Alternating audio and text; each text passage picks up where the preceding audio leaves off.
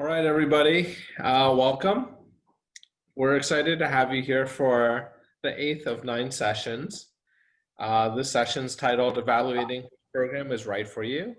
My name is Dennis Hsieh. I'm from Harbor UCLA, and I wanted to go around. I'm going to have each of our panelists introduce themselves. We'll start with Dr. Alvarez. Hi there, I'm Alai Alvarez. I'm one of the APD at Stanford Emergency Medicine. Okay.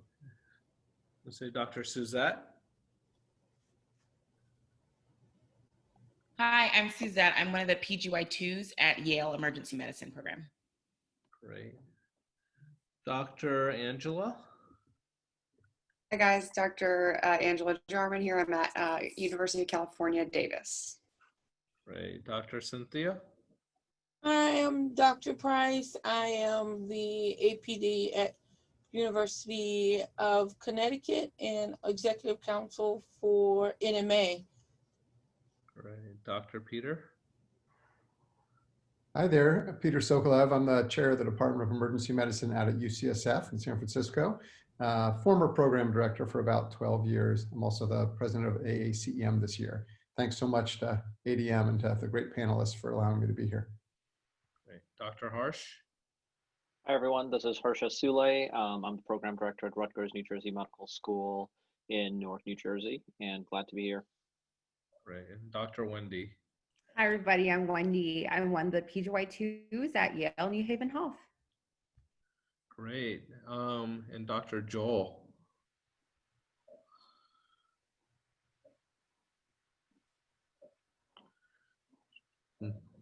Dr. Moll. Okay, Joel may be muted. Sorry, I was muted. Hey, my name is Joel Moll. I'm the program director at VCU. Great. So we're just going to run through a few sort of commonly asked or thought about questions, and feel free to put questions in the chat. We'll monitor it, and the panelists will also jump in. So, I mean, I think in terms of thinking about what program's right for you, I think the first question is, can you just discuss the different types of programs? And Dr. Sokolove, I'll let you kick it off.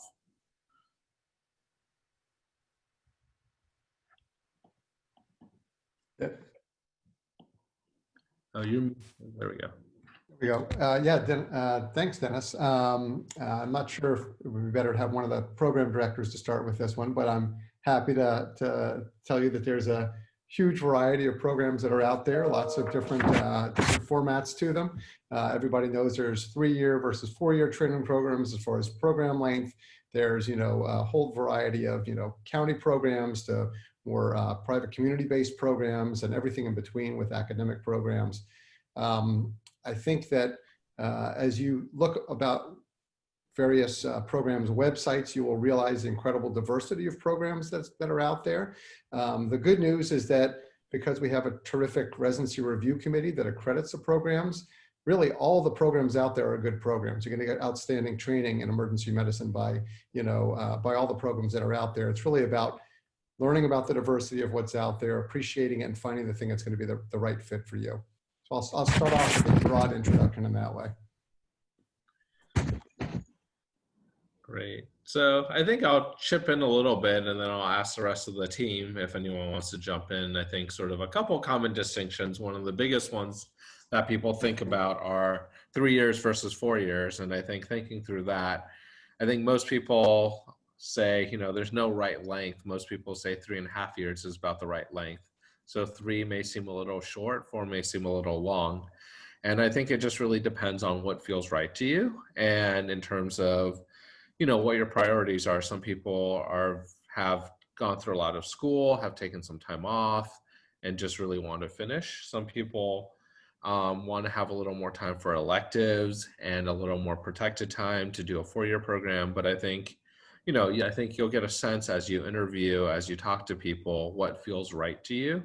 But like Dr. Sokolove said, there's nothing, all the programs are accredited. You'll be well trained no matter where you come from. And I think there's no absolute right length. And I think other characteristics people think about are sort of different types of programs. I think in my mind, there are 4 major types of programs. One is a community-based program where most of the residency is centered around 1 or more community sites. There's the county community hybrid, which has sort of a county or safety net feel to it, mixed in with a community feel. There's an academic with a split with either community or county, or a combination thereof to make up the last two. And obviously with that, you have some of the bigger program resources from a big academic center mixed in with other different types of resources. So I think they all have pluses and minuses. And I'll sort of leave it at that and kick it out to the group to see if other people have any thoughts or sort of things to share. Dr. Hsieh, I actually just want to acknowledge as well, I see Dr. Teresa Smith in the audience, and also Dr. Pope. So if you can introduce yourself, maybe you can answer that question as well. Great. Hi, this is Teresa. I am the former program director of SUNY Downstate in Brooklyn, New York. Now the associate director of GME, or otherwise known as the DIO. As you can see, multiple things going on at once. So as far as finding a program that's right for you, and I think you did a great job, Dennis, of going through the types of program, I really think that it depends on your interviews. You know, this is where you really distinguish and find your people. That it's not just about the things that you're going to see on the internet or the website, but actually connecting with the people. And the best way to do that is via your interviews. Now, unfortunately, the interviews will be done virtually, but I still think that you'll be able to, you know, capture and realize the personalities that really meshed with you. EM in and of itself, you've already found your set of people. We're all pretty much similar personalities, but you'll really find the program that's for you by using your gestalt and figuring out, you know, is this a location that you'd like to be in for the next 4 to 5 years, depending on your program. Dennis, maybe I'll just comment also, since you raised the 3 versus 4 year a little bit more, and that's always something that people really have questions about. I was a program director at a 3-year program, and now I'm chair at a place where there's a 4-year program. So I've seen kind of both sides of this, and I don't really have a dog in the fight, you know, as far as that part of that discussion goes. You know, I think that there are great 3-year programs. There are great 4-year programs. The format itself is not what makes a program great or not. It's all of the other factors, some of which we will be discussing tonight, I know, on the panel. But I don't think you have to get too hung up on whether it's 3 or 4 years, frankly. I think it's really about finding that program that feels that is the right one for you and is going to give you the training you need. You know, if you think about 3 versus 4 years, what that 4th year does for you, it just gives you one more year within a more, I would call it controlled or protected environment while you're still in a training situation. And during that year, you have the opportunity to, whether it's do electives or continue to hone your clinical skills or do research or whatever that is. But you can also do that, you know, in your quote 4th year of a 3-year program by, you know, having that be the 1st year of your fellowship or an after residency, a chief resident year or something like that. So, you know, I think it's oftentimes helpful to compare, you know, 4 years with 4 years and say, do I want these 4 years to be within a 4-year program and that feels like the right fit to me? Or do I want these 4 years to be the first 3 years in a 3-year program and another year of doing something else? And those will really be different for each individual. As far as clinical training competence, you know, again, I absolutely have confidence that people who finish the 3-year programs are going to be clinically competent, just like those are in 4-year programs. It's just, what do you want with that extra 4th year, and how does it fit for you? And what does that program offer for you with that 4th year that frankly makes it worth it to you to be doing it? So anyway, that's just comments. Great. Does anybody else on the panel have any thoughts about different types of programs? Size, 3 versus 4, different settings, anything along those lines? One thing I would say is, you know, sometimes I'll hear students say, I want to work in the community, so I have to go to a community program, for example, or I want to go in academics, or I have to go to an academic program. I think you go where the training's best for you, because I think you have opportunities to go to do whatever from there. So don't pigeonhole yourself. Think about where you're going to be best learning, best training, happiest, etc. And then, you know, what comes down the road comes down the road.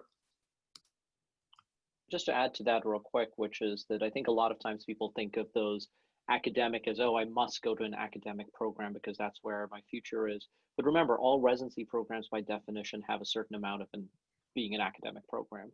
And so you can get an academic flavor at all programs, There may be a certain niche you want at a certain place, but you have to really look at the big picture. And it's really important, as Joel pointed out, not to get hung up on kind of some of those catchphrases there, but really keep an open mind. And when you get to the process of making a rank list, you'll have gone through a variety of interviews and things to expose yourself to a variety of programs that you'll hopefully be able to make that choice a little better.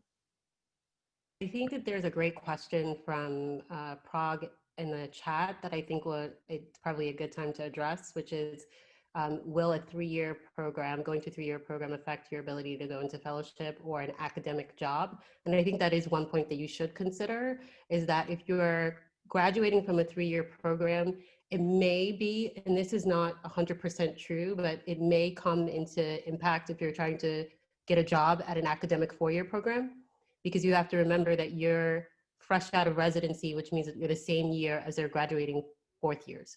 So while it's not 100% that you wouldn't get a job, I think it is something to consider, you know, something to think about.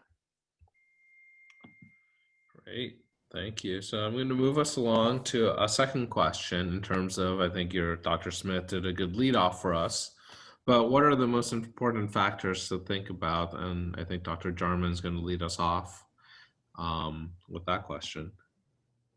Sounds great.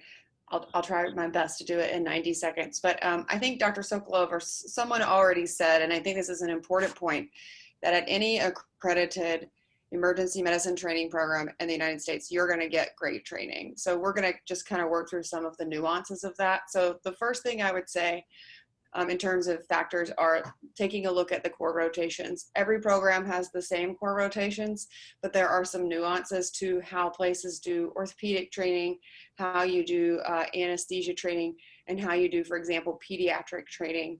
So the best example I can give is I actually did residency at the University of Utah, which is affiliated with a huge children's hospital that has every kind of pediatric fellow. So as a resident, I did not get as many pediatric procedures because there was always fellows that kind of bumped me for those. Whereas now I'm at UC Davis, we do not have a peds emergency medicine fellowship, which allows my residents to intubate babies not infrequently. So little nuances like that, but you're gonna get the same, core rotations everywhere. Another thing to think about, as was discussed a bit with our first question, was elective time. So I would look at how much elective time you get and what do people do with that time. Most three-year programs, you're going to get one elective. If you go to a four-year program, you have a lot more time and space for elective rotations, but I would look at the options. Are you able to do radiology, ENT, plastics, ophthalmology, global health training, whatever things that are important to you? And then the other thing I would say is thinking about special clinical opportunities. So particularly if you're a person that already knows that you're interested in a particular type of fellowship, it would be helpful for you to look at a program that's excellent in that thing. So if that thing is ultrasound training, then you want to go to a program with good ultrasound training, global health, etc., EMS, research. There are certain things about programs that make them slightly different, even when the core training is the same. The last point I would make is just thinking about, and this is something to ask on your interviews, but about the reputation of the residency in the department and the relationship to other departments. So just remembering that emergency medicine obviously is the best specialty, hands down, and it's the most exciting 15 minutes of every other specialty is kind of what we like to say. But this is a team sport and we work with every other specialty all the time. So it was really important to me in training to be friendly with other departments. And as a resident, I wanted, to be the most welcomed resident to walk into a resuscitation. I want that now as faculty. I want the rest of the hospital to be very relieved when my residents show up. So asking about the relationship to other departments, I think is helpful.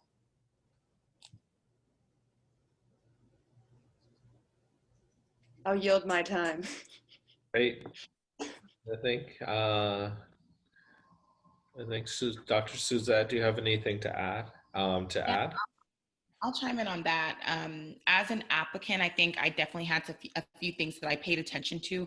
A lot of the nuts and bolts were things that I wanted to get ahead of. Things like what was the shift structure like? What was the department structure like? Was I going to be directly supervised? Is that their like graduated responsibility model? How those things work? And those are the sorts of things that you want to ask during your interview day to residents that are already there living and breathing. Of course, these things can change as you arrive, as many departments do, but trying to get a sense of what your experience there will be like. Again, all of our programs are accredited, so you're going to get the training that you need, but trying to figure out where am I going to be best suited for my desires. And when you do have those special interests, like for me personally, it's medical education, you want to go to a place that's going to foster that interest, where you're going to have either an already built-in infrastructure that's able to do that, or you'll have the freedom to create that space for yourself in advancing your training. That was really important. And then there are a lot of like lifestyle and happiness factors that I think we can get into a little bit later. So it looks like we do have a few questions in the chat, but I would say definitely honing in on those things that you consider important to you and the training that you want to receive. Definitely. Anybody else from the panel have brief thoughts? If not, I think some of the questions in the chat feed well into our next question. Dennis, maybe I'll just throw in one point I think it's important to remember is that, you know, I think everyone's looking at the programs and looking at the rotations and what they have to offer and the fellowships and all these sorts of things. And those are all really important questions to ask. But I think it's important for you to realize that when you're in residency training, it's 3 to 4 years, but it's 3 or 4 years of life, right? So it's not just 3 or 4 years of figuring out how to get the best training, which of course is incredibly important, but it's also 3 or 4 years of your life. And during those 3 or 4 years, lots of things happen to you during that time of your life, right? There may be some wonderful things. People get married or take vacations or have families or whatever it is. And there may be really challenging things too. People may be dealing with depression or anxiety or substance use or divorce or whatever it is, death of a family member, a parent. So, I mean, it's still 3 or 4 years of your life. And that group that you're going to be with is really kind of like your support and your family during those times. Residency is, you know, is a stressful time. So I think it's really important to get a good sense of kind of the climate and the culture of the department, to get a sense of who the program director is and the associate program director and who she or he are as individuals and what they're like, and, you know, in supporting you. I think talking with other current trainees about that is really important, because when either those good or bad things happen during your life, you want to make sure that your training director and your chair and others are there to really have your back and support you. So I think, you know, you're going to all try to figure out what's the right rotations, and do they have this much ICU, and do I get to intubate, and do I get to, all these are really good questions. But at the end of the day, remember, it is going to be a good chunk of your life, and you want to really feel supported there. Definitely, great point. So I think that leads us nicely into our third question, which is, I think something, especially this year, is going to be very different, is how do you assess the culture of the program doing all this virtually? And what do you look for in terms of a fit? So I think Dr. Sung's going to lead us off on that one. It's Dr. Sung's question, but I was going to say particularly this year, if you guys have been paying attention in the other sessions, we talk about virtually, get those cameras on. So these people who run programs can see your faces. Dr. Tommy, Andres, Prague, Laura, y'all, good on you, because you've been paying attention. It's what we keep saying every session. This year, virtually, get your faces out there. Go ahead, Wendy. Sorry about that. No worries. Yeah, so this year is definitely an interesting year with everything we all have been going through. And I think programs are really stepping up to get creative and showing, I think, the applicants what the residents and what the culture and what the culture of the residency is like. So, you know, social media has been a big part of everything that's been going on this year. A lot of programs are on Twitter, Facebook, Instagram. I know a lot of times, like, little fun things that residents have been doing is like life in the, you know, as a PGY2 or life as a PGY3, and people have taken over Instagram stories just to kind of share what a day-to-day life is like. If you don't have social media, that is totally okay. Creating accounts kind of easy. You don't have to post anything, but you can like kind of see and get a sneak peek of what a program is like. And then also this year, I think programs do understand that you won't be like physically on campus and touring the hospitals. So programs have worked extra hard to create special content like formal tour videos and guides of the cities, and have created special sections on their website or new website as a whole to kind of showcase what the program is like. So keep your eyes out for that. And then of course there will be like the pre-interview hangouts. I know Vishal mentioned in the chat how if you're gonna kind of see PGY1s, PGY2s, PGY3s, and PGY4s, and definitely for those pre-interview hangouts, all the residents, whoever is free, usually try to make it to those. So Vishal, you'll definitely get to meet residents other than third and fourth years. And also programs, I know we as residents, we all understand that this year is kind of special. So we have kind of put on special kind of Zoom sessions just to have like one-on-one chats with applicants and such. And last but not least, the YEM community is a wonderful community. You're gonna like join an awesome field, and everyone's very into like mentorship. And so I think it's important to reach out. You know, if you have alumni who graduated from your medical school, reach out to them, see what their experience was like, just, you know, having just gone into residency and having interviewed on the interview trail, kind of get their thoughts on what it's like. And if you connect with a resident on like during one of the pre-Zoom hangouts, like reach out to them and kind of rack their brains on, you know, what their experiences was like interviewing at their own institution and also at other institutions. So definitely, you know, there are limitations to what, you know, COVID-19 has put on this year, but I think with us being young physicians, we're all getting really creative and trying to showcase what the culture is like. Yeah, the only other thing I would add are some of the rags that are out there. Doximity is out there, student.net, Scott Monkey, they all have program reviews. A lot of them are antiquated, but a lot of residents spend time on those every year trying to update them. So there's lots and lots and lots of information online. Just try to find all of it. You can actually go down the rabbit hole, but get out there and do a little bit of research, because I think it makes sense that you know a little bit about what you're getting yourself into, so that you know of the 500 programs you could apply to, that maybe you only need to apply to 100 instead of 498. Like, there's a ton of information out there. My counterpoint, thanks, Dr. Price. My counterpoint, perhaps for going to the student doctor network or similar sites, is that it can be very negative. It can be a true soul suck. And so I think that's for your well-being, I would highly recommend to not focus on all the negativity. I would use it more for perspective, and then that's it. You will see people write things there that are just pure negative and quite frankly not true, in order to also dissuade you from the program that they wanted to match in a place. So I think put that in perspective. I love the list that Dr. Sun has given you so far. It's pretty comprehensive. I'm like struggling a little bit to figure out what I can add here. And so I will focus on your interview communications. So I think that we undervalue the impact of program coordinators, and you will have a lot of downtime in those interviews, and you will be chatting with them because they're also trying to make sure that things are going smoothly. So things to ask like, hey, what happens when a resident is struggling? How do you celebrate success? How do you celebrate each other's like accomplishments? I think for me, that's something that was very valuable in residency, because you know what? There's so many great programs out there. But at 2 a.m. when I miss that intubation or I'm really struggling, I want to know that I'll be surrounded by people who I can talk to, who I can identify with, and it'll be a safe space for me. So how we support each other during those times, I think, is important. And program coordinators are a great resource for that. I remember, so I train at Jacobi. I would have my Elizabeth time because she has this nice couch in her office, and I would have time there to just like vent about programs. So if I think that's one way of figuring out how you can understand the culture of that place.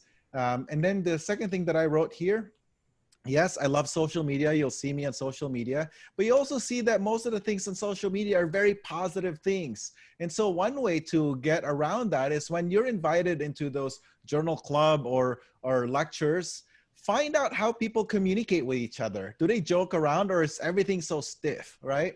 I think that's a good way to check culture. I remember when I was when I interviewed, it was like old school, like going into a bus and going from one place to another. But the way that I saw the residents interacted during lunchtime, I mean, they were supposed to be just grabbing lunch because they knew that interviewees get like better lunch than they did, because we tried to showcase our program. But I remember the way that they were joking around, like laughing and talking. That honesty, that vulnerability that they had was a big draw to me. So try to glean into those when you have those moments of attending the sessions that Dr. Sun was referring to. Can I just add one comment to Of course. this one, guys? I just want to say that in addition to all of that, I totally agree, but I would also add in this current climate that representation matters. So you can find a lot about a program online. And these days, every program luckily is working on diversity and anti-racism and anti-sexism. But looking at the composition of current residency classes and also of residency leadership means a lot more than, for instance, like having a committee. So if you're looking for safety and a community, then I would just look a little deeper than the surface there. And that's also something you could talk to people about. Ooh, I love that. Can I follow up on that? Of course. With that commonality, it's also fun to just reach out to those residents that you see on the websites and ask them, like, are you asked to do, if you're underrepresented, if you're asked to do all of these diversity things, that's also like a kind of red flag to know. So I think that's important to find out, because while you may have a very robust program for diversity, if you're always asked to do that, then you can't focus on all the other cool things about emergency medicine. And all of this should be part of that. Can I add one thing too? Because I think it was a wonderful comment. Thank you, Angela. I would say that it's not also about the numbers. The numbers usually do reflect that this is an environment that is safe and people will gravitate towards it, towards the program. But it's also about retention, right? So do people get there and then most of the minorities are on remediation? Or what's the attrition rate for the minority or female residents, right? And so I think, you know, one thing that you brought up was that you should try to contact the individuals there once you've made that, you know, identified a program that you're really interested in, maybe saw their information online on their website or attended one of the social media platform events. Try to contact and make contact with people there so that you can have follow-up questions and really get to know the environment beyond what you're seeing. The Instagram pretty environment or the really harsh environment that's put on some of these other platforms. Really, that's why getting to know these individuals and the residents, something that in a way rotation would have helped you do, is really, really important, because sometimes the numbers also can just be a little bit, misconceived. And one quick comment, don't be afraid to ask to talk to somebody about something. Obviously, you can't look at a website and tell if somebody's gay or lesbian or bisexual or whatever from that standpoint. So you can reach out to the program director, one of the chief residents, and say, hey, is there a resident, you know, like myself that I can talk to or have these questions about? Because I think that's important as well. Yeah. I think I would sort of echo that point in terms of just, you know, I think all of you know what's important to you, whether that's academically, from a family life perspective, from an identity perspective, a diversity and inclusion perspective. And you should sort of feel empowered to ask those questions in a respectful but way that allows you to gain insight. Because I mean, quite frankly, if someone is disrespectful for you before asking that question, you probably don't want to go to that program anyway. So I think you should sort of feel empowered. You know, you want to do it in a respectful way, but definitely bring those, sort of ask about what's important to you. Any other thoughts on this question before we transition? I think there's a question in the chat that sort of leads well into our next topic. Sort of. All right. So in terms of the next question, it's sort of evaluating your own competitiveness. How many programs should you apply to, especially given this year, how things are a little different? How do you assess how competitive you are as you sort of think about this, as you make your rank list? I think Dr. Harsh. Sure. So, and I'll have everyone else, and especially Dr. Sokolove, kind of pipe in here in a few minutes as well. But, you know, this is probably in some ways the core of your rank list in some ways, is figuring out how competitive you are yourself. And it's also one of the hardest questions to answer, because it's hard to be honest with yourself and say, look, these are my red flags. These are the things that are going to make me not as competitive at this place, or that this is not the right fit for me as well. So you could be an incredibly competitive candidate, but if you know what your style of learning is, what patient population you're looking for, what other interests you have, you may find out that the most highly rated program, I'm going to get that comment, that part of it in a second, is not the right fit for you as well. So it's really important to figure out where you are, and based on that, where other programs are. And with that comes the commentary on, when we talk about your competitiveness, the other side of that is a program's competitiveness. And as much as you can look at all of these websites, Doximity and everything else, the rankings, all of us that are in EM will tell you, mean only so much, because there is no real ranking in emergency medicine for programs. It's all about what's the right fit for you. If a place is good for you, it's number one in your ranking there. And that's the simplest way to think about it. So it's really important to get away from that, because there are some programs that are legendary, have been around for 35 years and do a great job. You could easily argue that they continue to rest on their laurels and the new program is the best one out there. On the other hand, you could argue that the old one has done this for so long. So you can talk yourself in circles around it. So really focus on who you are and how you fit in with that. Some of the unique situations to kind of think about are, and I know we have some IMGs on this as well, is where you fit in with that. It is always a challenging climate for IMGs. In emergency medicine, it's a competitive specialty. It is always going to be that way for for this season at least. And with virtual interviews, lack of in-person rotations, it makes it even harder. There's no doubt about that. And there, what you want to do is no different than what we were talking about with relationship to diversity and these other metrics, is look at websites, do the research. If you see a resident group that's on websites that has characteristics similar to yours, then it makes it natural for you to consider applying to that place or considering yourself competitive for that as well. So really making that match becomes very important. If there are red flags on your application, and in some of your other sessions, you've heard about this already in terms of how to address those red flags, but when you're looking at your competitiveness standpoint, be realistic on that front as well. And this is where it's going to be hard to look at a website and determine, oh, look, this was the board score for this person, or this is how many times they went through remediation for X class. But this is where your mentors and advisors come in handy. And it is very important to build that circle. And that is part of what these sessions are about as well, is to help you build that circle of advisors so that you can reach out to people and say, hey, I'm interested in program X, but I have this red flag. How do I fit in with that program? Do you think it makes sense for me? And your advisors can really guide you on that matter as well. Lastly, couples matching gets to be very complicated because there's a lot of different layers to that, obviously. So geography makes a big difference. If you're applying where we are in the New York City area, couples matching is much easier than if you're applying to the one program that may be there in a certain state or a region in general. So I think geography makes a big difference, some amount of flexibility within that. I wouldn't be bound to being at the same exact program as much as in the vicinity where you're drivable from to or from each other as well. I'll pause there and let Dr. Sokolove add in there along with others as well. You know, I thought that was a really great summary. I don't have a lot to add. I think I maybe just emphasize one point about what you said, which is the competitiveness really starts with a kind of brutal, honest self-evaluation of your competitiveness. And it's really important that you do that for your success in matching. And you need the help of your advisor in doing it, because your advisor has seen class after class after class of people graduating and matching into EM residency programs, and can tell you, you know, these are going to be the ones that are going to be harder to get into. These are going to be the ones that, you know what, you've done well, but you may not be competitive enough for this. I want you to apply to some of these other ones here. And this is where you just gotta brutally put the ego aside and say, okay, just tell me the straight truth. Like, how competitive am I going to be for some of these programs or not?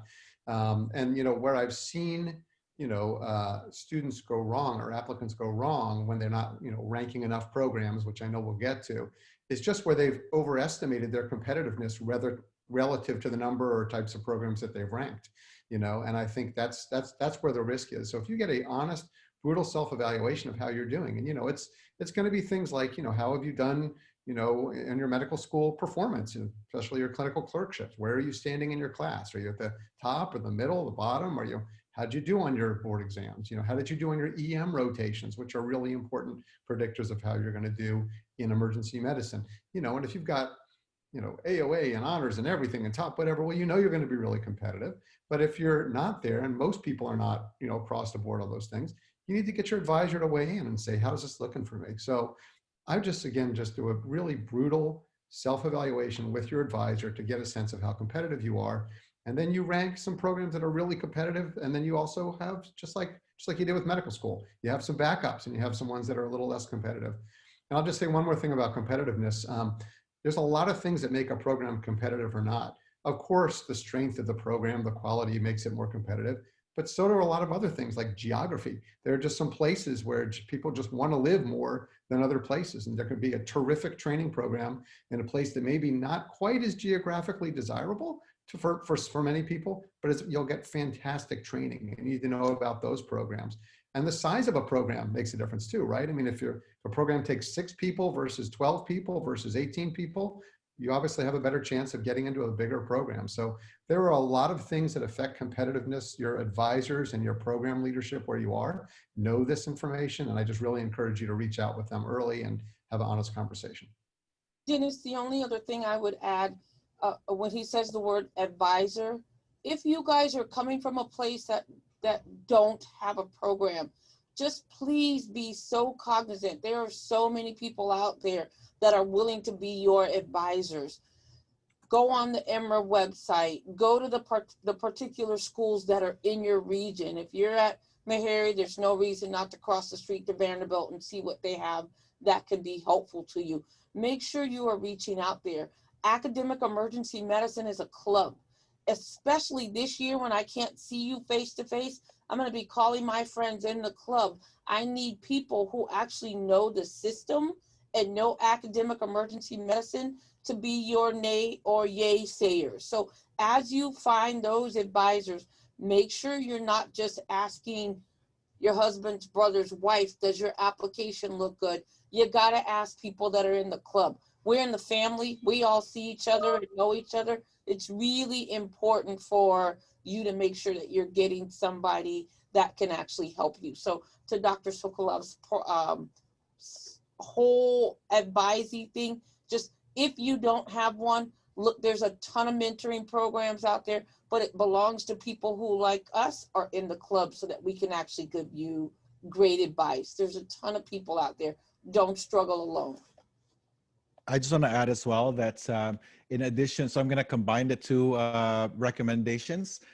November 5th is probably a good date for you because November 2nd is when most programs will be sending out their interviews. If by November 5th, you're not getting the number of interviews that you're going to be hoping for, that is a good time to meet with your advisor or somebody from ADIEM or EMRA to re-strategize about how you're going to apply for more programs in order to reach that number 12 to 17 based on how competitive you are. I wanted to chime in really quickly with regards to like some tangibles for you guys. So when I applied, I met with my faculty advisor, like my EM faculty advisor, but I also met separately with my dean, kind of with my EM package and my MSPE to get a sense of competitiveness. And then one other member of EM, an EM doctor who was not a part of my faculty, who I actually met through Instagram, who worked elsewhere to give me kind of a very generic sense of how things looked. And while I got different reports from each of them, in the end, I applied to, I think, 45 programs. And in hindsight, I felt like I applied to too many programs, but I don't regret applying to that many programs for me, because I thought the thing to do was to be safe. If I would say apply to as many programs as you can reasonably like afford to, because there's a cost. And that you consider, when you consider your whole package as far as any red flags that you have at play, any like lower scoring slows or like anything else that may not look too great, be realistic with yourself. And just remember that you don't want to be on the other end, not getting as many interviews that you would have hoped. So it's better to be safe rather than sorry. That would be my tangible advice. I also just want to point out a great question in the chat that has gotten buried a little bit from Kyle, and maybe one of the current program directors want to address about the role for osteopathic medical students, about the historical acceptance of DOs and how they should think about that in evaluating programs. I saw the question go by. Really, that has so greatly decreased over the last 10 years. Guys, almost all of us are on equal footing in terms of MD and DO, and now that the accreditation is the same, I think even in the past, some of the clinical hours that you guys need to have to get into DO school really put you up. You guys hit the ground running, and I think most programs who historically in the past maybe didn't look as strongly at DOs, I think over the last 2 or 3 years, everybody's kind of jumped in the pool and we are there.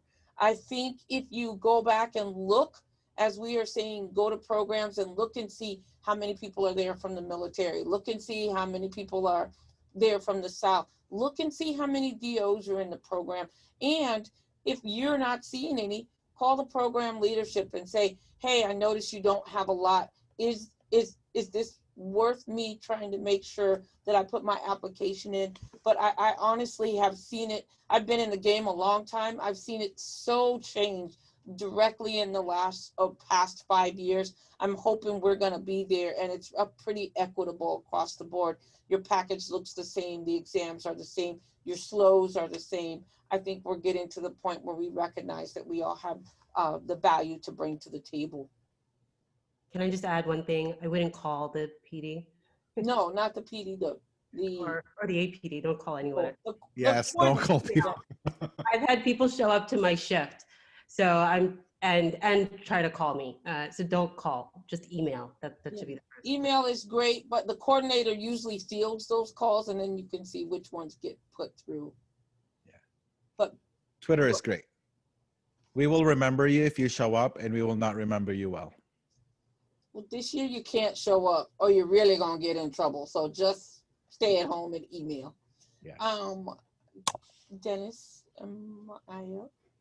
Yep. So I was going to say, any other thoughts on this question? If not, we'll turn it over to you, Cynthia, in terms of thinking about, I think this ties nicely into rank list creation and sort of how do you start, where do you start, and what does it look like? Right. So after you guys collate all of that information that you've been given tonight on how competitive you are, how many applications you should put in, you're going to get down to the point where you're going to create your rank list. And what does that look like? I am hoping already, although I definitely agree that being safe is great, if you have a fantastic application, there's really not a reason to apply to 100 programs. And so I think, again, advisement is going to help with that.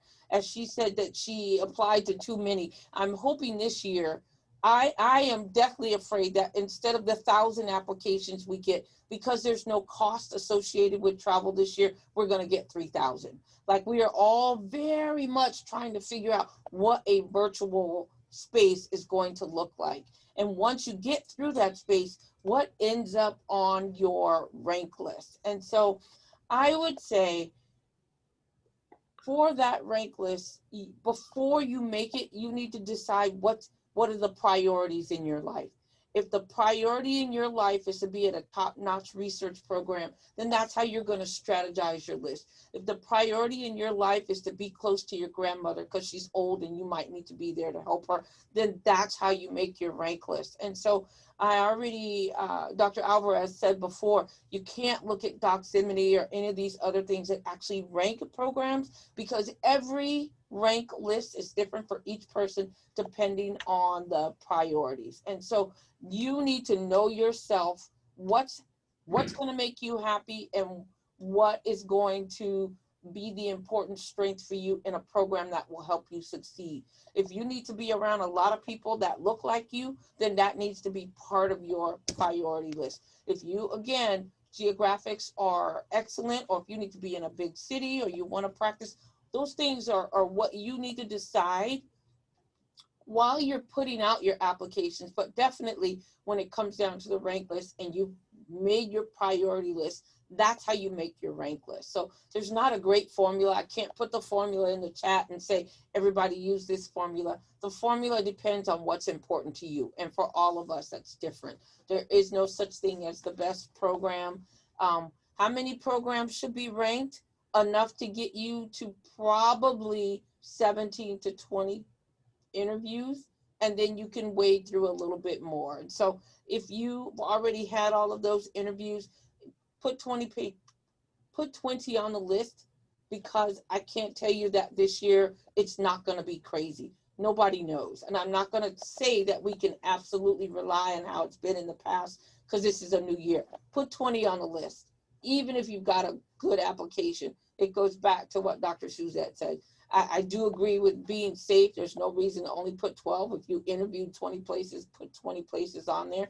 But I'm hoping that you'll only need 3.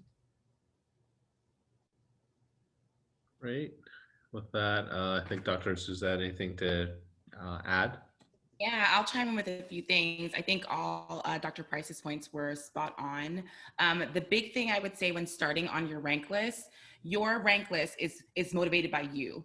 Do not rank your programs based on how you think that program feels about you, because the match is set up to work in your favor. So that should be your number one priority. It doesn't matter if you think that this institution really, really loves you and they're going to put you on their rank list and they sent you lots of love letters and called you. No, it's about where you want to be and where you think you'll be happy and where you think you'll be successful in receiving the training that you want to receive. So that would be my big takeaway from that point. I think the other thing to mention is you have to sit down and ask yourself a lot of the hard questions Dr. Price was saying. And they seem kind of, silly questions as far as like where I'm going to live. Do I like the cold? Do I need to be close to family? Do I need to be surrounded by people that look like me? But these are serious questions that when you're down in the trenches after finishing MICU and then SICU and then PICU, and you're, really back up against the wall with your work life, you want to know that you have some sort of outlet, something that's going to add to your wellness around you that you can fall back and rely on. So that's super important as well. And then the last thing that I will say, personally, I do not think that you should leave any of the places that you interview off of your rank list unless you absolutely positively know without a doubt you would rather be employed than be at that place. That is the only reason to leave a place where you interviewed off of your rank list. And I ultimately interviewed about 17 places and I ranked 16 of them because there was one that I literally would rather have been unemployed. And that's the only reason. Same. Otherwise, Absolutely. you should 100% put all of those places on your rank list, because you just never know, especially with all of these factors that we just don't know how things are going to play out this year. And I don't say that to sound like I want to scare you guys, but it is kind of, we're walking into the unknown altogether. So you just want to do what's best to put yourself in the best position to succeed, and do so by giving yourself the most opportunities. I think one piece of advice I have is, I think some people have a grid when they're creating their rank list with 100 different factors. Some people just go off of their gut. I think one thing I did was I just kept a list of places I interviewed. And as I interviewed in a place, I just, sort of gut checked and said, did this feel better or worse than the other places? And where does it fit in? And by the time I was done interviewing, I pretty much had my rank list. So, different ways, everybody's going to have a different way to do it, but throwing another perspective out there. Yeah. And I would just say, don't skip this year. Don't skip those night befores.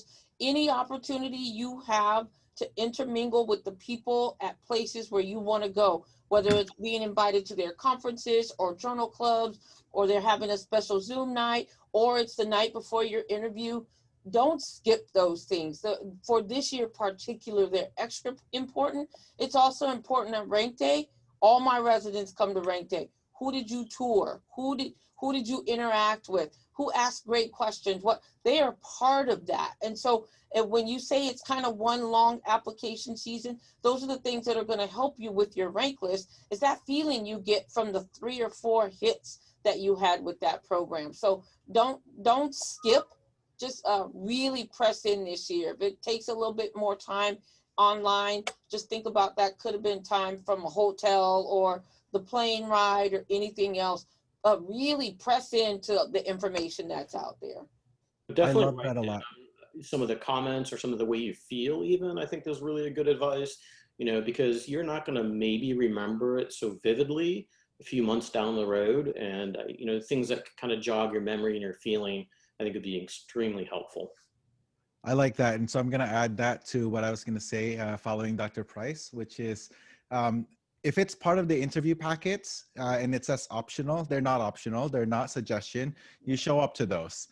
So that's number one. And then number two, in terms of capturing your feeling, I gave this advice in the past in live interviews, but I don't see why not. It's going to be useful for this season as well. Which is after your interview, when you're tired after sitting there for like 6-8 hours, grab your phone, do like a selfie video and summarize the pros and the cons of your interview, because it will capture how you smile, how tired you are, how excited you are. It may not capture, I used to say that so that it'll capture like how much it's snowing outside, because if it was like horrendous outside and you're still smiling, that's a great sign, right? So it may not be the case in this season, but at least you'll still smile. You'll still like be grumpy when you're like, oh, I couldn't wait to finish. And on those suggested or optional events, if you do show up, you got to show up like with a smile, be excited, because if you show up and you're like very aloof, people will remember you in that comments as well during the rank list. The residents key in with that because they want to also look for people that's going to be part of the family. And so they want to be able to look for family members who's going to be happy with them at 2 a.m. And so if you show up and you're going to be that grumpy person and you say something negative about anything in life, you should reserve that for some other venue. Those special, dinners, the pre-interview, whatever events, that is not the time to air out all your grievances about life.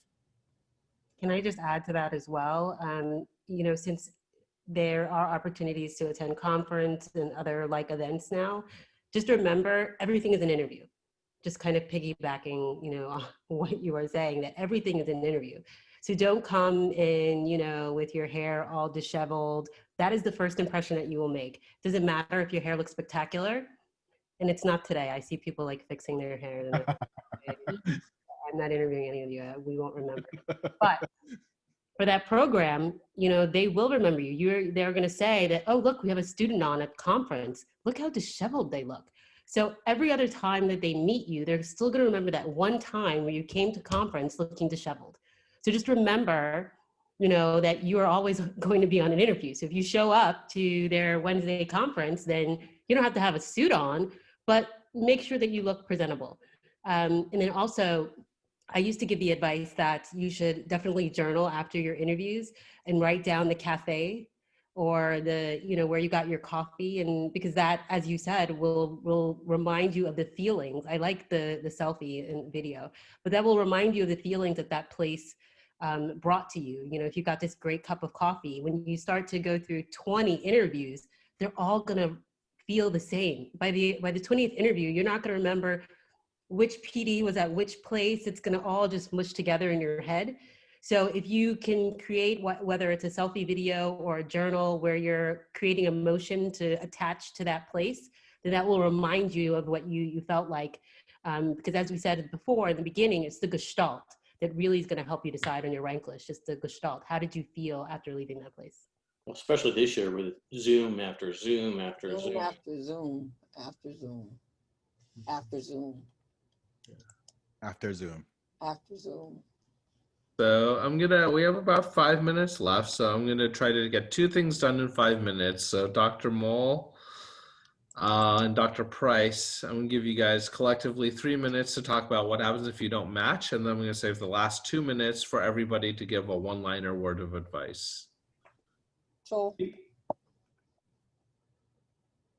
Oh, do you want to go first? Otherwise, go ahead. I was saying Joel. Go ahead. Okay. All right. So I think the key thing is, number one, that the biggest mistake that I've seen people do when they don't match is to kind of like go AWOL, right? You know, that Monday of match week, you're going to be notified at 11 o'clock in the morning whether you matched or not. And there'll be time later on for reflection, for mourning, for being upset or angry or whatever emotional reaction you're going to have. But that's not the time to say, I need a day, right? Because that is the time that you have to try to see if you can pull something out. Having said that, yes, there's SOAP. In many years, there's not a heck of a lot of positions available, and they're quite competitive for those that have them. But that may be in emergency medicine specifically, that you may be able to scramble or SOAP into a preliminary surgery or family medicine or something else, although you have to kind of convince them why you're doing that. That's number one. And the other thing is, if you assess yourself as not particularly competitive or potentially challenging, don't wait to the unmatched day to sort that out. I mean, you need to have a plan well ahead of time. And I mean, you should be applying to some, backup programs, whatever. We're not allowed to ask you if you're applying to another program or another type of program. So, hey, if preliminary surgery is your backup, then you should be interviewing at some preliminary surgery spots.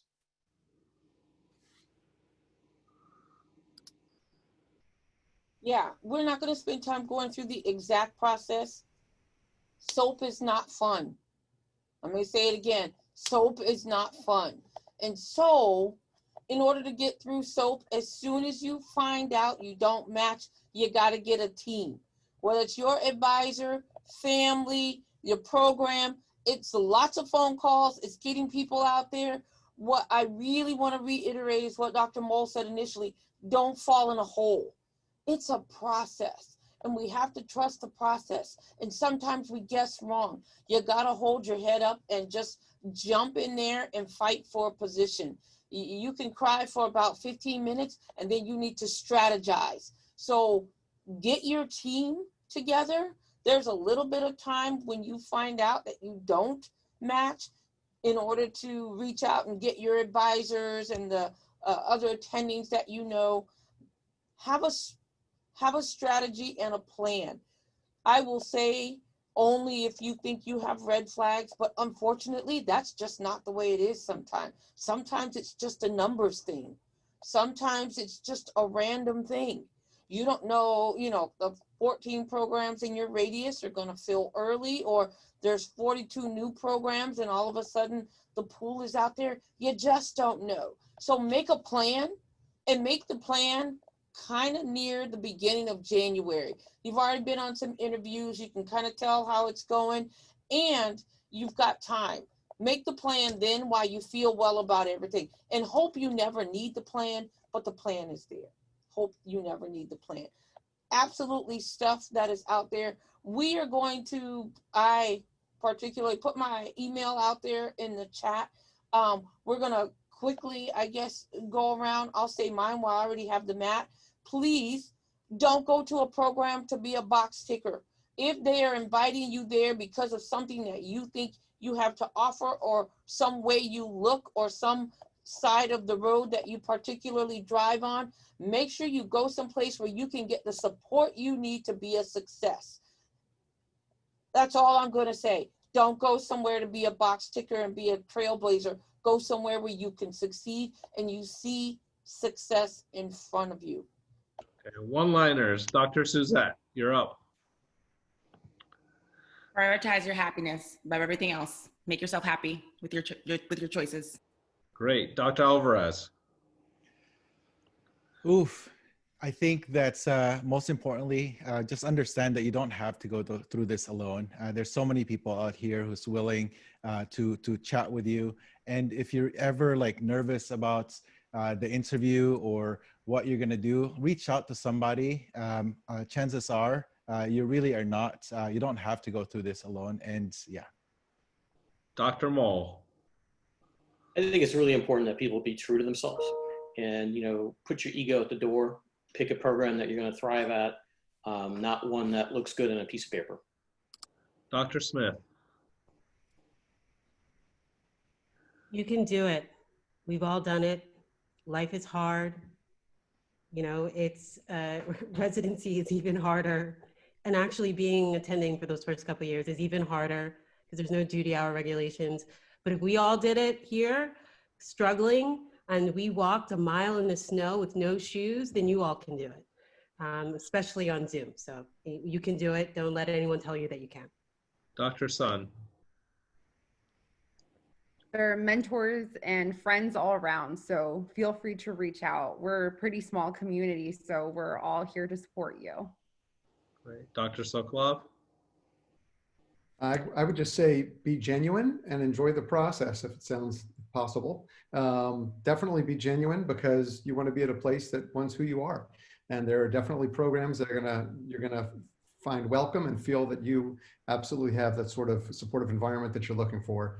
And I'd say try to enjoy the process. I know it's incredibly stressful, but it's only once in your career that you get to meet all these great people at all these different programs in emergency medicine around the country and talk with them. So try to enjoy it.